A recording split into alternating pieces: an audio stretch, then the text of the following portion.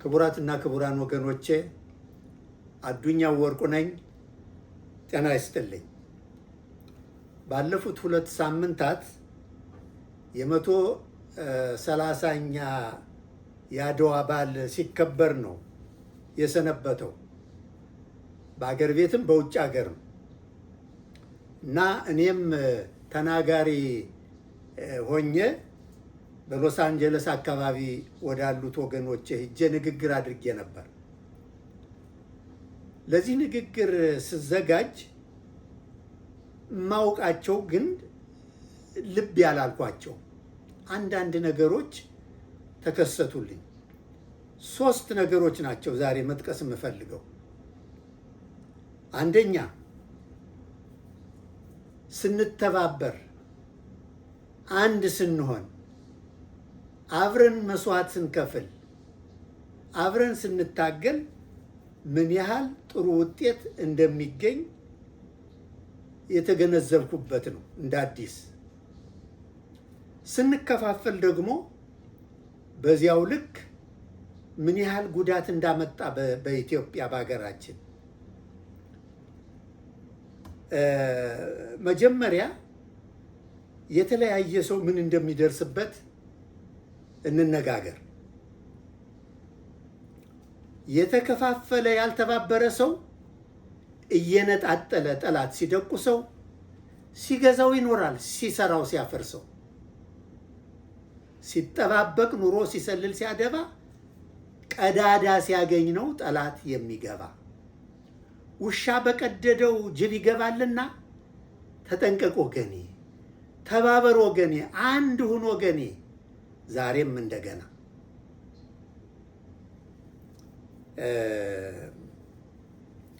እና መከፋፈል ብዙ ጉዳት አምጥቷል በኢትዮጵያ። ወገን የተባበር፣ ያለፈው ይበቃል። ብቻውን ከቆመ ማንም ሰው ይጠቃል። አንዳንድ ምሳሌ ልንገራችሁ። አንደኛ፣ አፄ ቴዎድሮስ ሞተው የእሳቸውን ዙፋን ለመውረስ የላስታው ዋግሹም ጎበዜና አማቻቸው የሚስታቸው ወንድም ደጃዝማች ካሳ ምርጫ የትግራዩ እኔ ነኝ የምነግስ ውዝግብ ውስጥ ገቡ። ከዚያም አልፎ ተዋጉ። እነሱ እንደዚያ በሚያደርጉበት ጊዜ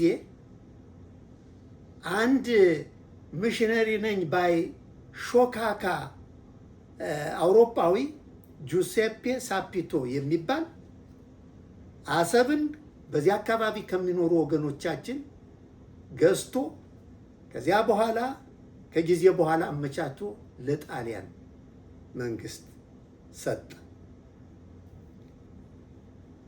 እነዚያ 2 ወገኖቻችን ለዚያች መከራኛ አልጋ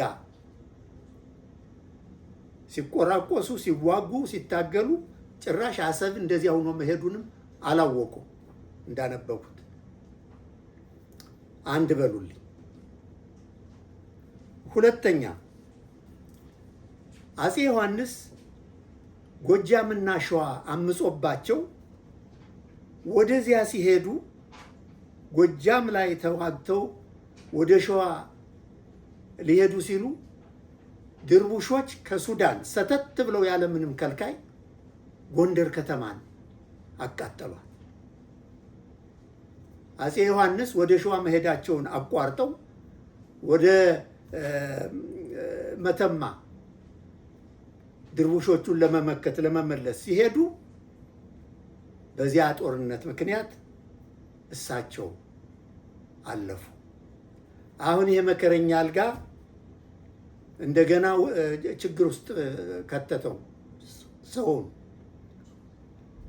የትግራዩ ራስ መንገሻ ዮሐንስና የሸዋው ንጉሥ ምኒልክ እኔ ነኝ የምነግስ፣ ያው የተለመደው አቤት ይቻል ጋር እኮ ስንት ጣጣ ነው እኮ ያመጣችው።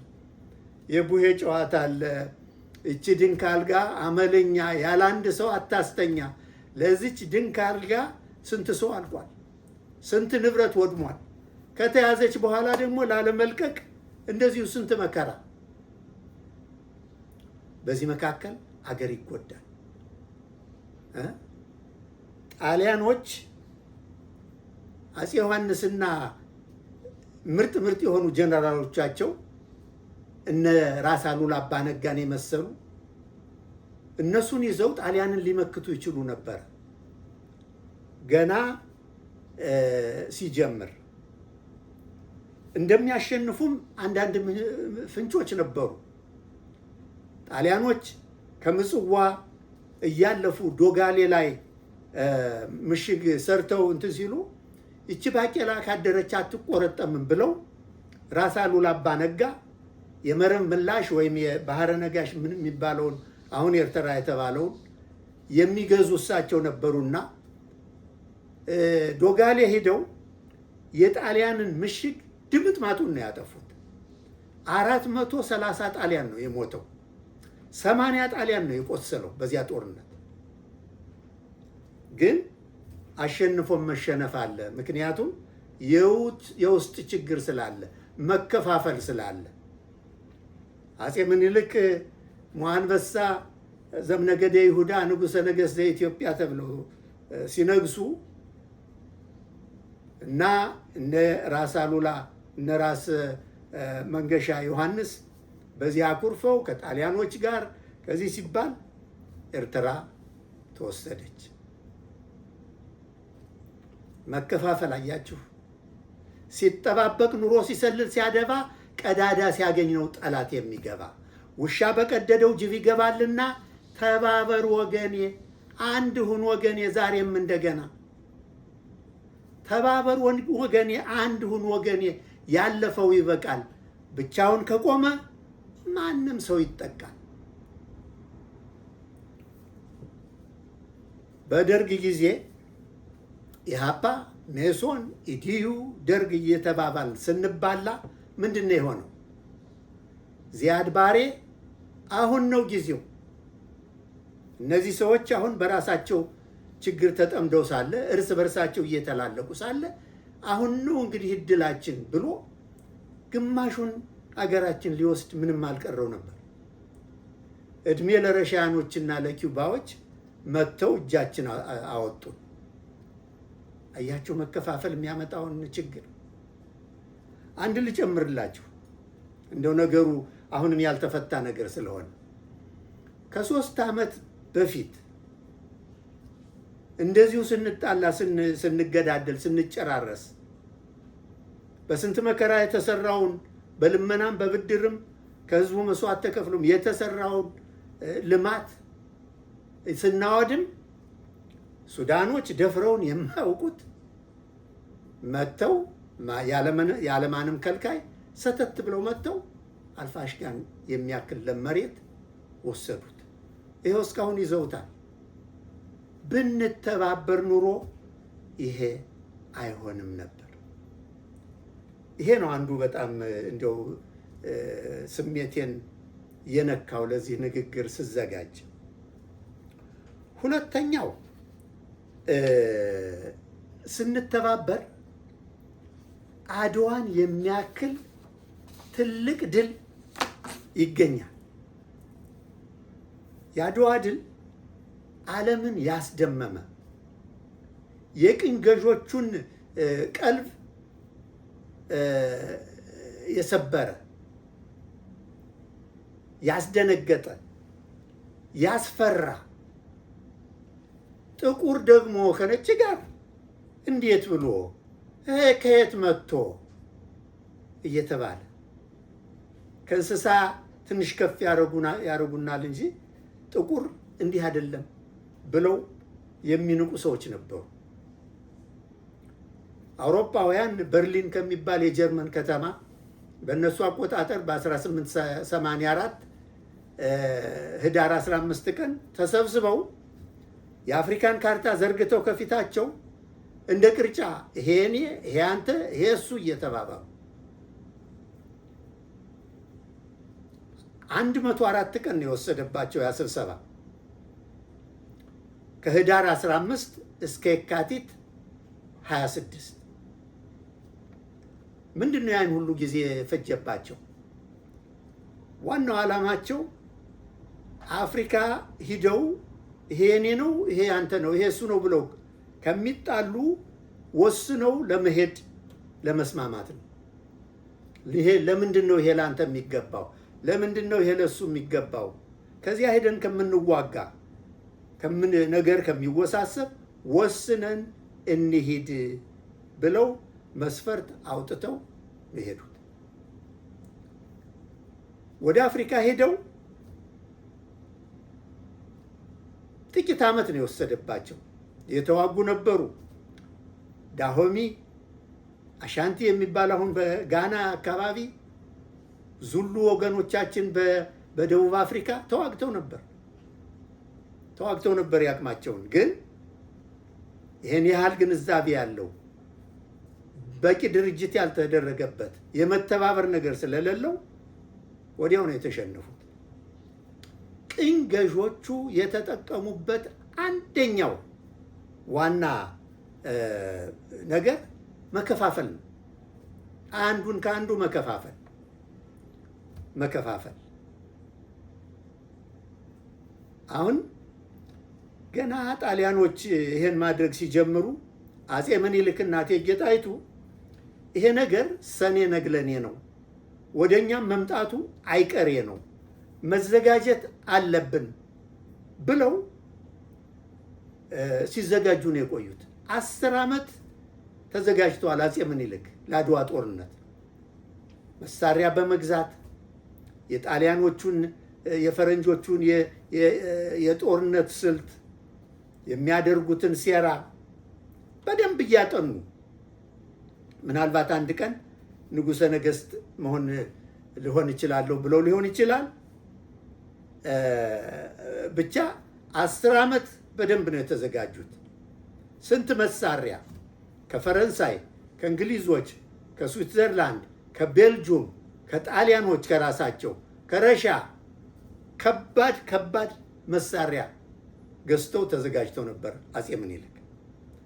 ነገር ግን የመሳሪያ ብዛት የዝግጅትን በቂ ስላልሆነ ህዝቡን መሪዎቹን በየአካባቢው ያሉትን ለማስተባበር 3 ዓመት ነው የጨረሰባቸው።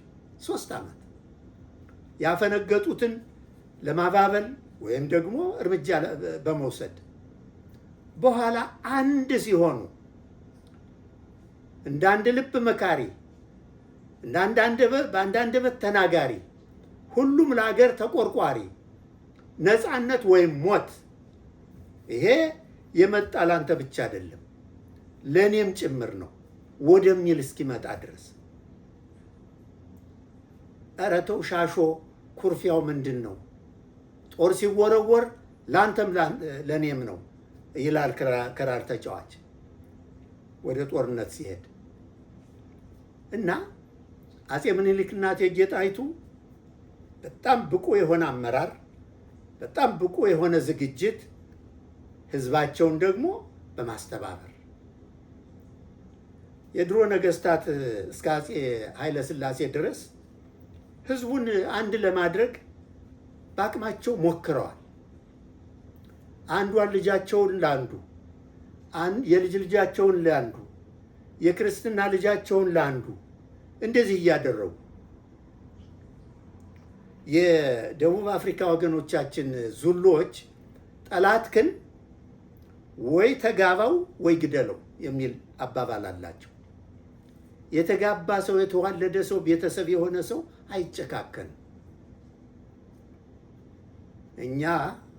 እኛ የተማርነው በግድግዳ ስንት ዲፕሎማና ዲግሪ ያንጠለጠልነው ከነገሌ ጋር አትጋቡ፣ የተጋባችሁም ተፋቱ እስከ ማለት።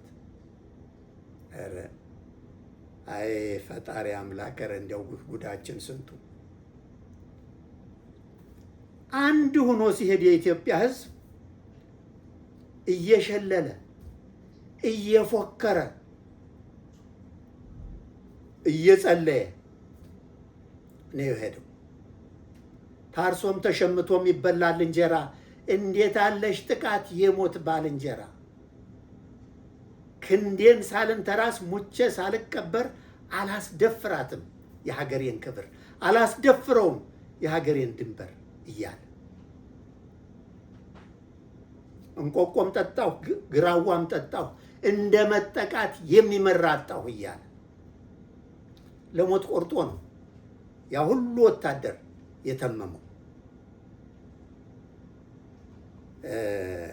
ቀላል አይደለም ጎበዝ። መቼም ወታደሮች እኔ ወታደሮችን እጅግ በጣም ነው የማከብር፣ በጣም ምክንያቱም ነፍስን የምታክል የምታሳሳ ነገር መስጠት ቀላል ነገር አይደለም። አንዴ ካመለጠች አትመጣ ተይዛ፣ ተለምና አትገኝ፣ በብር አትገዛ። ነፍስ ክቡር ነገር ነች፣ አይደለችም ዋዛ። ግን ጥቃት ካልፈሩ፣ ልብ ካልቆረጠ፣ ለሀገር ለወገን ሕይወት ካልተሰጠ በባህል በታሪክ ኮርቶ ተመክቶ መኖር አይቻልም ተከብሮ ተፈርቶ። እና ወደ አድዋ የዘመተው ኢትዮጵያዊ ገበሬው፣ ነጋዴው፣ መኳንንቱ ምን የቀራለ እንዴ? የቀረ እኮ ሰው የለም። ማን የቀራለ? ከሰሜን እስከ ደቡብ፣ ከምስራቅ እስከ ምዕራብ ሁሉም ነው ሆ ብሎ የዘመተ። ሆ ብሎ የገረመኝ አንዱ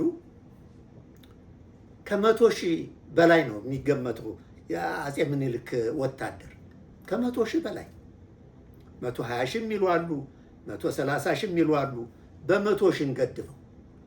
100,000 እኮ ብዙ ነው፣ እጅግ ብዙ። ከአዲስ አበባ እስከ አድዋ ድረስ 1093 ኪሎ ሜትር ነው። ያ ሁሉ ገበሬ በባዶ እግሩ ነው የዘመተው። እና መተባበር ስለነበረ፣ ዝግጅት ስለነበረ፣ ብቁ አመራር ስለነበረ፣ አገር ከሌለ ምን አለ? እናት አባት ቢሞት፣ እህት ወንድም ቢሞት፣ አክስት አጎት ቢሞት በአገር ይለቀሳል። አገር የሞተ ዕለት ወዴት ይደረሳል የሚል ህዝብ፣ አገር ከግል ጥቅም ያስበለጠ። እነሱም እኮ ይቆራቆሱ ነበር። ስንት ችግር ነው የነበረው። የገሌ የወሎ ራስ፣ የጎጃም ንጉስ፣ የገሌ እየተባለ የራሱ ሰራዊት ያለው። በነገራችን ላይ ይሄ 100,000 ሰራዊት ከየቦታው የመጣ ነው። የራስ የንጉስ ተክለ ሃይማኖት ወታደሮች፣ የራስ ሚካኤል ወታደሮች፣ የራስ መንገሻ ወታደሮች እየተባለ እና አንድ የቀረ የለም። ዋናው ነገር ለዚያ ዘመቻ መተባበር እንዲኖር ጥረት ስለተደረገ ራስ መንገሻ ዮሐንስና አፄ ምኒልክ ሲታረቁ አዲስ አበባ መጥተው ነበር። ራስ መንገሻ እንዳጋጣሚ ሚስታቸው በወሊድ ሙታባቸው ብቻቸውን ነበር የሚኖሩት።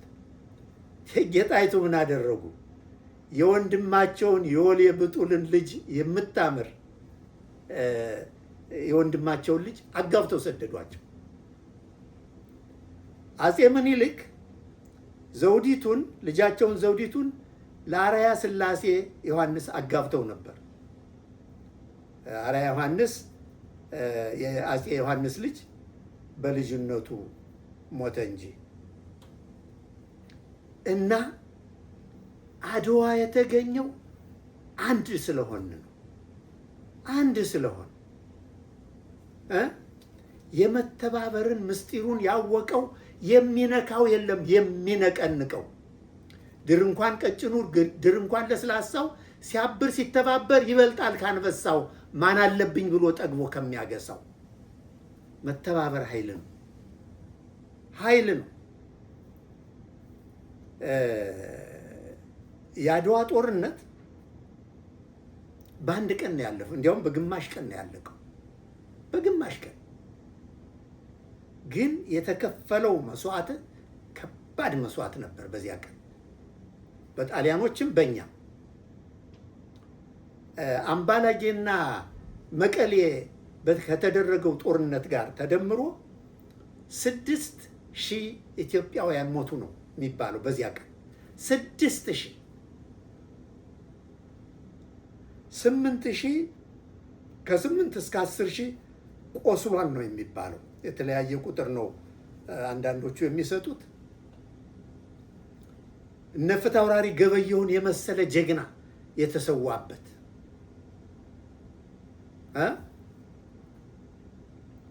ፊታውራሪ ገበየሁ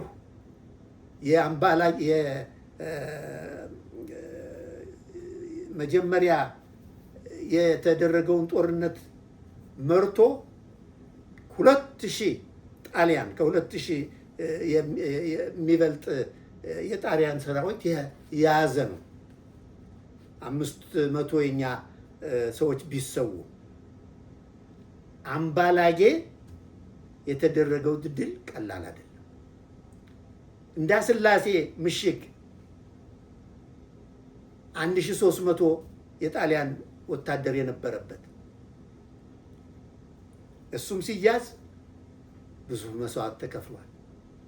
እየፎከሩ ነፃነት ወይም ሞት እያሉ እና በዚያ ጦርነት ጊዜ እንደዚያ ነው የረገፈው ሰው። ጦርነት ክፉ ነው ጎበዝ፣ ጦርነት ክፉ ነው። አንድ ጣሊያን በጣም የገረመው ነገር አለ። ፕሮፌሰር ሬይመንድ ጆናስ የሚባል ሰውዬ ባትል ኦፍ አድዋ የሚል መጽሐፍ ውስጥ ኢትዮጵያውያን እንዲህ ይሄኛው ሲሞት ያኛው እየተተካ ይሄኛው ሲሞት ያኛው እየተተካ በሬሳ ላይ የዘለሉ ሲሉ እንዴ እነዚህ ሰዎች ነፍስ የላቸውም እንዴ? የሚፈሩበት ምክንያት የላቸውም? ሞትን ይሄን ያህል የናቁት ምን ቢሆን ነው ብሎ ተናገረ። ያልገባው ነገር እነሱ የሰው ሀገር ሊነጥቁ እኛ ወይም የኛ ሰራዊት ሀገር ሊጠብቁ መሄዳቸው ነው ትልቁ ልዩነት። ወታደር የሚዋጋው በሞራል ነው፣ ዝም ብሎ በመናገርና በእንትን አይደለም። አፄ ምኒልክና እቴጌ ጣይቱ ያ ጦርነት ሲያበቃ አድዋ በባሩድ ጭስና በባሩድ ሽታ ስትሸፈን ስታውድ መጀመሪያ ያደረጉት የድንኳናቸውን የጥላውን የምኑን የልብሱን ጥቁር አድርገው ተዘጋጅተው ቢመጡ ነው እንግዲህ እንደዚህ ያደረጉት። ጥቁር ለብሰው ሀዘን ተቀመጡ። ሀዘን ተቀመጡ። ወታደሩ ድል አድርጎ ኃይሎ ጋው እያለ ሲመጣ አቁሙ ነው ያሉት። አቁሙ፣ አሁን የሀዘን ጊዜ ነው። ድል አግኝተናል፣ እግዚአብሔር እናመሰግናለን፣ ግን አሁን የሀዘን ጊዜ ነው። እነ ፊታውራሪ ገበየሁን የሚያክል ጀግኖች የወደቁበት። ዛሬ የሞተው ሰው ብዙ ነው። እናት፣ አባት፣ ሚስትና ልጅ፣ እህት፣ ወንድም፣ አክስት፣ አጎት እነዚህን ሰዎች ተዋጉ ብሎ የላከው ሁሉ ነው የሞተ ዛሬ ብለው ሀዘን ነው የተቀመጡ። አያችሁ አያችሁ፣ ባህልን ማወቅ አያችሁ፣ እምነትን ማወቅ። እኛ ምንድን ነው ያደረግነው? በደርግ ጊዜ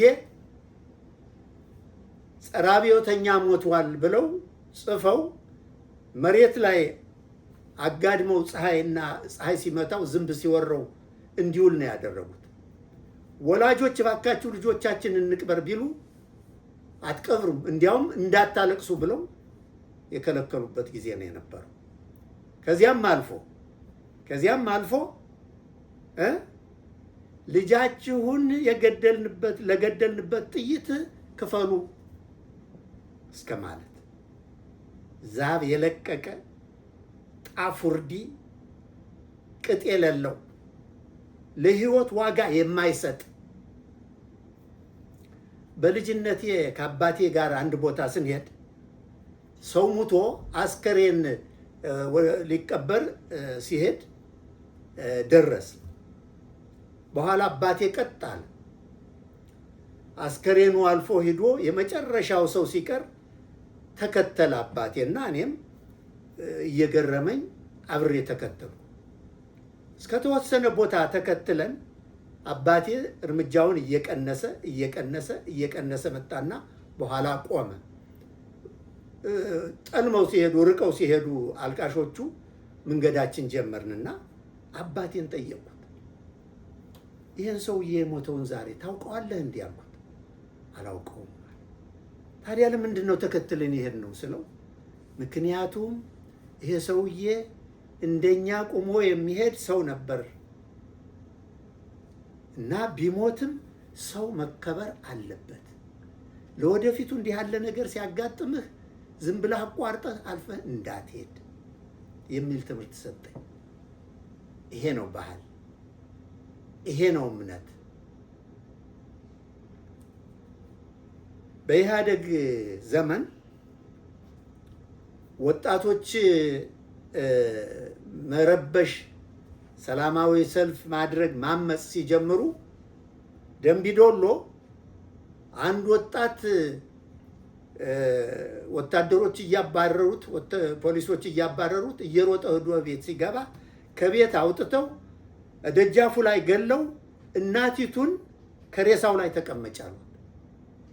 ከሬሳው ላይ ተቀመጭ አርፈህ ቁጭ በላትም ነበር። አሁን ይሄ ምን ይባላል? ይሄ ነው መማር? እንዲህ ነው ማወቅ? አቤት አለመታደል ነው በእውነት አለመታደል። አንደኛ የአድዋን ድል ያገኘ ነው በመተባበር በመዘጋጀት በአመራር ብቃት ብያለሁ። ሌላው የአባይ ግድብ፣ ይሄ ትልቁ የአባይ ግድብ ከመንግስት ጋር የማይስማሙ ሁሉ ገንዘብ ሲያዋጡ አይቻለሁ። ይሄማ የስንት ዓመት እኮ ህልም ነው፣ የአባቶቻችን የአያቶቻችን ህልም እኮ ነው። አፄ ኃይለ ሥላሴ አባይን ግድብ ለመገደብ አስበው ብዙ ጫና ብዙ ተጽዕኖ ስለነበረ ግድ የለም ልጆቻችን ይሰሩታል እንዳሉ ይነገራል። ስንተባበር አባይን የአባይን ግድብ የሚያክል መስራት እንችላለን። ይህም አንድ ጠቋሚ ነው። የኢትዮጵያ ኤርላይንስ ስማችን በዓለም ያስጠራ አትራፊ፣ በጊዜ ተነስቶ በጊዜ የሚደርስ ስነ ስርዓት ያለው ከማንኛውም ኤርላይንስ ከሰለጠኑት ሀገሮች ጋር የሚተባበር በስነ ስርዓት ስለሚሰራ ብቁ አመራር ስለሚኖረው እንዲህ ያሉ ፍንጮች አሉ። መተባበር ኃይል ነው። መለያየት ደግሞ ሞት ነው። ሲጠባበቅ ኑሮ ሲሰልል ሲያደባ ቀዳዳ ሲያገኝ ነው ጠላት የሚገባ። ውሻ በቀደደው ጅብ ይገባልና አንድ ሁን ወገኔ፣ ተባበር ወገኔ፣ ዛሬም እንደገና ተባበር ወገኔ። ያለፈው ይበቃል። ብቻውን ከቆመ ማንም ሰው ይጠቃል። ለጠላት ተጋላጭ አንሁን። ሶስተኛው ነጥቤ እንዲያው ብዙ ትኩረት ያልተሰጠው ነገር ነው። የሴቶች ሚና ውለታቸው፣ ጀግንነታቸው ያልተነገረላቸው እናቶቻችን፣ እህቶቻችን፣ ልጆቻችን ለኢትዮጵያ ስንት ውለታ ውለዋል። ስንት ውለታ ወልደው ዘር ከመተካት አልፎ እና የአድዋ ጦርነት ሲነሳ የሚነሱት እቴጌ ጣይቱ ናቸው። እቴጌ ጣይቱ የጀግና ቁንጮ፣ ቆፍጣና፣ ቆራጥ፣ ብልህ የእንዳስላሴ የመቀሬው ምሽግ እንዲያዝ ያደረገች እሷ ነች። ለምን እነሱ ጋር ትዋጋላችሁ እና ትሞታላችሁ? የሚቀዱበትን ወንዝ እና ምንጫት ይዙም እንዴ ብላ የራሷን ወታደሮች በነገራችን ላይ 5000 እግረኞች የእግረኛ ወታደሮች 600 ፈረሰኞች ነበሯት በሷ እዝ ስር። ውሃውን ያዝ 1000 የሚሆኑ ወታደሮቿን ጠራችና የኔ ጀግኖች እንዲያው ያችን ውሃ ይዛችሁ ምሽግ ሰርታችሁ ጣሊያን ብቅ ሲል ግንባር ግንባሩን በሉት። ማማሚ እያያለ ነው እጁን የሚሰጥ። እንደተባለው ሆነ። ሲሆን እግዚአብሔር ይጠብቃችሁ፣ ከሞታችሁ ተስካራችሁን አወጣለሁ፣ ልጆቻችሁን አሳድጋለሁ ብላ ነው የሰደደቻቸው። ጀግኖች ናቸው ሴቶች። ውለታቸው ያልታወቀ ታሪካቸው ያልተነገረ እና በታሪካችን ብዙ ሴቶች አሉ። በአድዋ ጦርነት ጊዜ ፕሮፌሰር ጳውሎስ ሚልኪያስ 12000 ሴቶች አድዋ ዘምተዋል ይላል። ሌላ ቦታ ደግሞ 20,000 የሚል አይቻለሁ፣ 30,000 የሚል አይቻለሁ። ብዙ ነው ያ ሁሉ የዘመተው። እና የሄዱት ደግሞ እንደው ዝም ብለው እንጀራ ለመጋገርና ወጥ ለመስራት አይደለም። እሱን አድርገዋል። ሌት ተቀን እንደ ሴቶቹ እንዲያውም እየሰራ የለም። እንቅልፋቸውን ሰውተው ገና ዶሮ ሳይጮህ ሂደው ወንዝ ውሃ ቀድተው እንጀራ ጋግረው ወጥ ሰርተው 100,000 ወታደር ትጥቅና ስንቄ ጫነው ሲጨመር ወደ 130 ወደ 150 ይሆናል ነው የሚባለው። የቀላል ሚና አይደለም። በጦርነቱም ጊዜ ቁስለኛ እያነሱ እያከሙ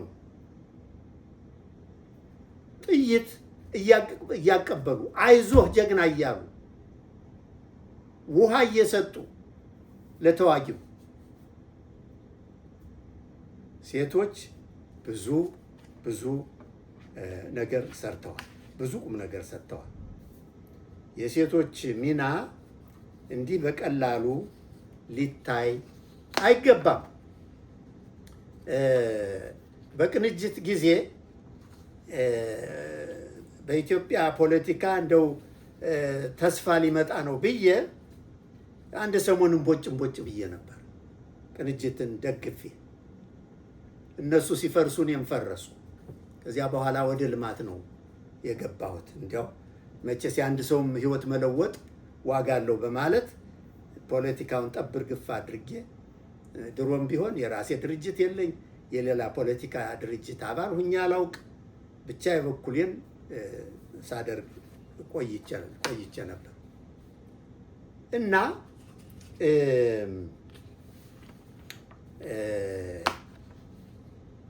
የሴቶች ሚና አድዋ ብዙ ጀግና ሴቶች አሉ በኢትዮጵያ ታሪክ። ሰራዊት የመሩ ጦርነት የተዋጉ ያዋጉ ጀግና ሴቶች እና አጭር ግጥም ላንብብላችሁ። ጀግና ሴቶች ብዬ ባጭሩ የጻፍኳት። የኢትዮጵያ እናት ማህፀን አያደላም ለሰው፣ እኩል ነው ለሁሉም የሚያጎነብሰው። ልዩነት የለውም የወንድ የሴት ዕጣ፣ ሁሉም 9 ወር ነው ተረግዞ የሚወጣ። ልዩነት የለውም ቀሚስና ሱሪ፣ የሴትም ጀግና አለ የወንድ አለ ፈሪ።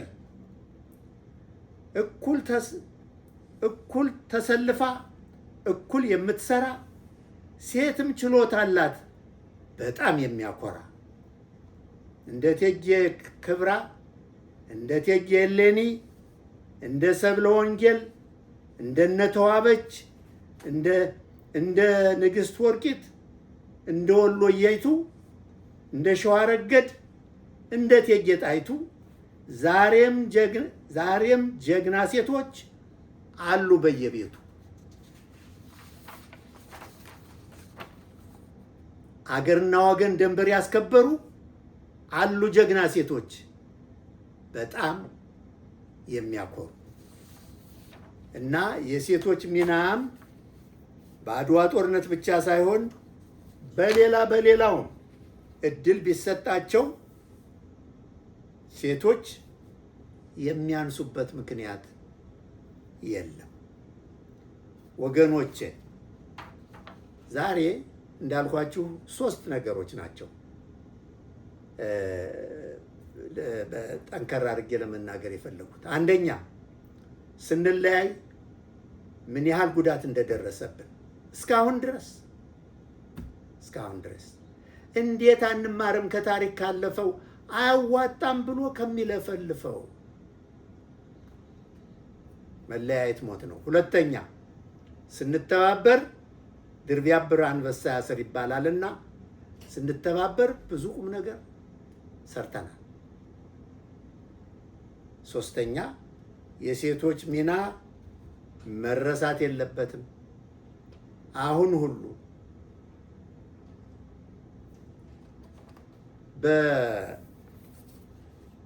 በእጅጋየሁ ሽባባው አድዋ በሚለው ዘፈኗ ግጥም ልሰናበታችሁ። በደግነት በፍቅር በክብር ተጠርቶ በክብር ይሄዳል ሰው ሊኖር ሰው ሞቶ። የተሰጠኝ ሕይወት ዛሬ በነፃነት ሰው ተከፍሎበታል ከደምና ከአጥንት። ስንት ወገን ወደቀ በነፃነት ምድር። ትናገር አድዋ ትናገር ትመስክር። ትናገር አድዋ ትናገር አገሬ እንዴት እንደቆምኩኝ ከፊታችሁ ዛሬ። ምስጋና ለነሱ ለአድዋ ጀግኖች ለዛሬ ነፃነት ላበቁኝ ወገኖች። ክቡራትና ክቡራን ወገኖቼ አዱኛ ወርቁ ነኝ። ጤና ይስጥልኝ።